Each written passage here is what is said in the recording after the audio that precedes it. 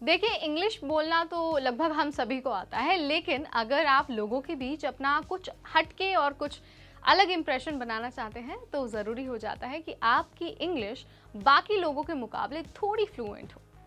Fluent करने के लिए हम क्या करते हैं, बहुत सारे टिप्स एंड ट्रिक्स को यूज़ करते हैं, लेकिन उन टिप्स एंड ट्रिक्स में हम कुछ ऐसे बेसिक रूल्स को फॉलो नहीं कर पाते या फिर उन बेसिक रूल्स को भूल जाते हैं जो हमारी इंग्लिश की फ्लुएंसी के लिए बहुत ज़रूरी होते हैं।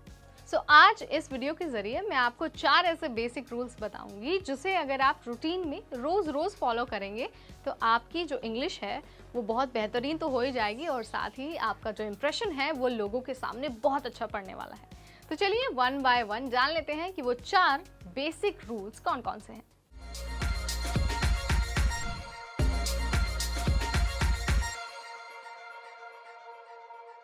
हाय एवरीवन, मैं हूं नेहा आपके साथ और आप देख रहे हैं एनबीटी टेक। इस वीडियो में बात होगी 4 ऐसे बेसिक रूल्स की जिसकी मदद से आप अपनी इंग्लिश को फ्लुएंट कर सकते हैं। इस लिस्ट में सबसे पहले बात होगी नंबर 1 बेसिक पॉइंट की, यानी कि लिसनिंग केयरफुली। देखिए, अगर आप इंग्लिश बोलते हैं बहुत अच्छी बात है, लेकिन अगर आप उसे फ्लुएंट करना चाहते हैं तो आपके लिए बहुत बहुत बहुत ज़रूरी है कि आप जो भी लोग आपके आसपास के बोल रहे हैं, चाहे वो नेटिव स्पीकर्स हैं या फिर जो एडवांस अंग्रेजी बोल रहे हैं, उनको आप ध्यान से सुने। आप सुने कि वो कौन कौन से वर्ड्स को यूज़ कर रहे हैं, वो कैसे सेंटेंस बना रहे हैं, और साथ ही आपको ये भी सुनना ज़रूरी है कि वो किस तरह के फ्रेजेस का इस्तेमाल कर रहे हैं।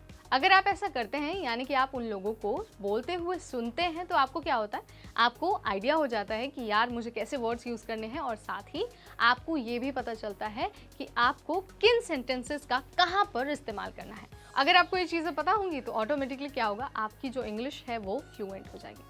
अब आप कहेंगे कि यार कहाँ पर मैं लोगों को सुनूँ, मेरे तो आसपास एनवायरनमेंट ही नहीं है। आप अगर आपके आसपास लोग अवेलेबल हैं तो वेल एंड गुड, आप उन्हीं लोगों को सुनिए। लेकिन अगर आपके आसपास इंग्लिश का एनवायरनमेंट नहीं है या फिर आपको लगता है कि जो स्पीकर्स हैं वो बेहतरीन नहीं है आपके पास, तो आप क्या कर सकते हैं, आप मूवीज़ देख सकते हैं।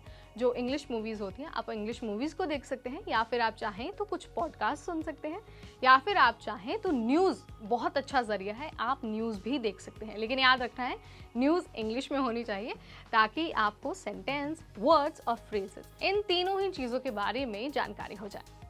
अब नेक्स्ट बात करते हैं नंबर 2 बेसिक रूल, यानी कि डेली प्रैक्टिस। देखिए, प्रैक्टिस तो हर चीज़ के लिए ज़रूरी है, चाहे आप अंग्रेज़ी में फ्लुएंसी चाहते हैं या फिर आपको मैथ्स में अच्छे नंबर लाने हैं, प्रैक्टिस हर चीज़ के लिए ज़रूरी है। एक बार आपको पता चल जाए कि भाई कैसे वर्ड्स यूज़ करने हैं, कैसे सेंटेंसेस यूज़ करने हैं या फिर कैसे फ्रेजेस यूज़ करने हैं, एक बार जब आपको इसका आइडिया हो जाए तो आपको ये हम सलाह देंगे कि आप हर दिन प्रैक्टिस करिए। प्रैक्टिस करने के लिए आप क्या कर सकती हैं, आप मिरर के सामने खड़े हो सकते हैं, मिरर के सामने बार बार बोलिए, बार बार खुद को देखिए और जज करिए कि आप कैसे बोल रहे हैं। अगर आपको लग रहा है कि आप प्रोनाउंसिएशन गलत कर रहे हैं तो उस प्रोनाउंसिएशन को सुधारिए और दोबारा बोलिए। एक बार जब आपको लगेगा कि भाई अब तो एकदम हम फ्लुएंट हो गए हैं, तो आप उसके बाद क्या कर सकते हैं, आप उसको प्रैक्टिस में ला सकते हैं। लेकिन सबसे पहले आपको बार बार बार बार कहा जा रहा है, आपको प्रैक्टिस करना होगा। वो कहते हैं ना कि practice makes a man perfect. आप जितना प्रैक्टिस करेंगे उतनी ही परफेक्शन आपके अंदर आएगी और उतनी ही फ्लुएंट आपकी इंग्लिश हो जाएगी। Practice practice and practice.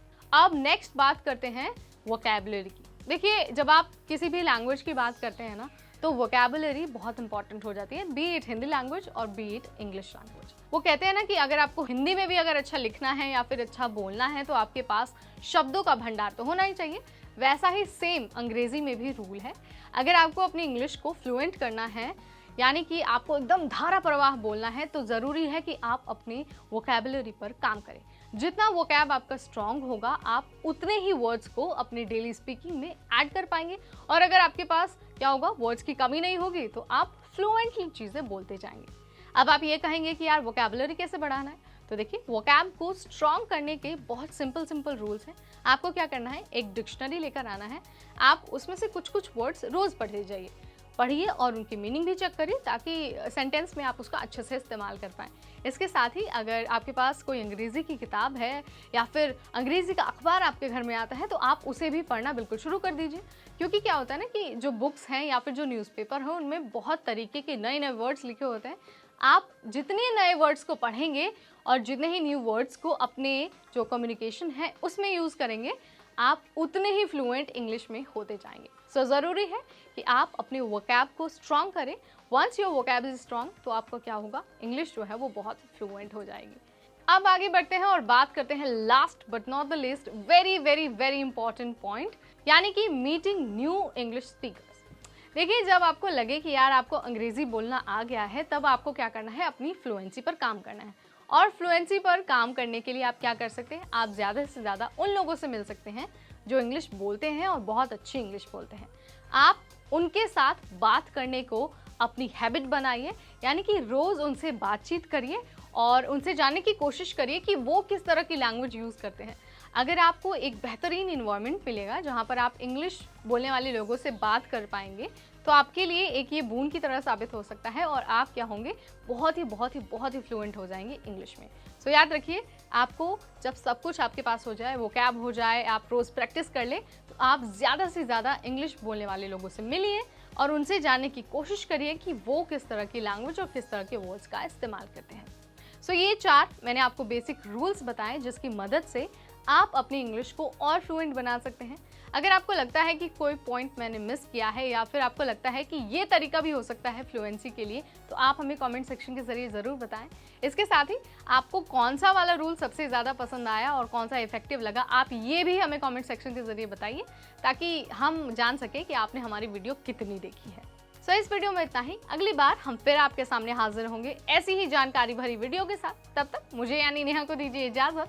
C you in the next video.